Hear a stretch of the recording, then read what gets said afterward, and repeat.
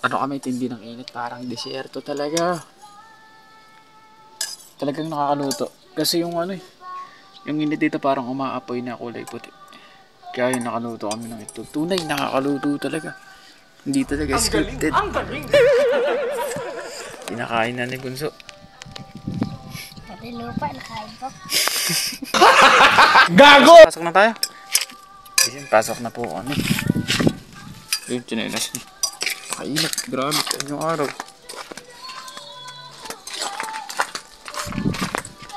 Tunay na. Tunay talaga. Tunay, napakatindi ng init. Tunay, tindi ng init eh. Ayun o.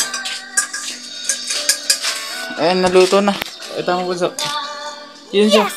Hindi siya ganong naluto, pero malasado. Pwede na yun. Tindi ng init talaga. Hot cook. Binilad namin kalahating oras eh. Sulit kami paghihintay. Okay. Oras at yan ilalagay na ni Bunso. Ayan. Patay, nalagay ng lupa. Sige. Ayan, gago! Bunso, ang itlog. Ala, tindi nga, ang init nga. Ang init gusto. Ang init sana. Sige, so, ilagay mo na. Ayan ho, saksing-saksi ko kayo. Luto yan, sabi nila. 48 Celsius yung init ng araw. So, luto yan. Ala, grabe, tignan nyo. Ang tindi ng init, men. Binilad namin yan nakalating oras, guys. Tunay nga, naluluto nga siya. Ala, nalaglag. Nalaglag po. Yan, boom. Ala, tunay, naluluto talaga siya. Boom, luto ang itlog. Grabe, katindi talaga ng init ng araw. Ano, Bunso? Ayun, luto talaga siya, men. Grabe. Ayun, nalaglag pa nga po yung kalahati. Gago! At naluto na nga yung itlog at yan yung ulamin namin. Dahil yung araw, andyan lang sa tapat natin. Ayun. Kung nakikita nyo sa camera. At yan, luto na. Nakaluto na kami. Grabe, ang init talaga ng araw. Ayun araw lang yan ang init, grabe. Binilad namin siya ng kalahating oras at yun nga, success. Nakaluto kami ng itlog. Tunay nga. Yung napanood pala namin sa Facebook tsaka sa YouTube, yung kawali, pag binilad niya daw sa araw, nakakaluto sila ng isda, itlog at langkunisa. At tsaka pork chop. So sa amin ngayon, tatry natin kung legit nga ba na maluluto yung itlog kapag binilad natin to sa araw. O yung time, ang gagamitin nating gasol ay yung araw mismo, yung init ng araw para makaluto ng itlog.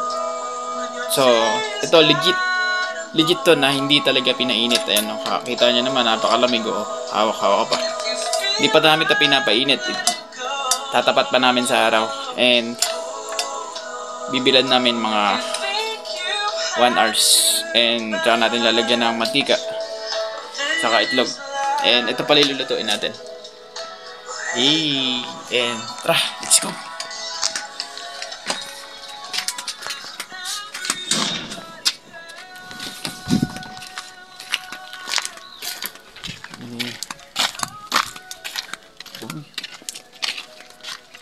Sino yung magluluto?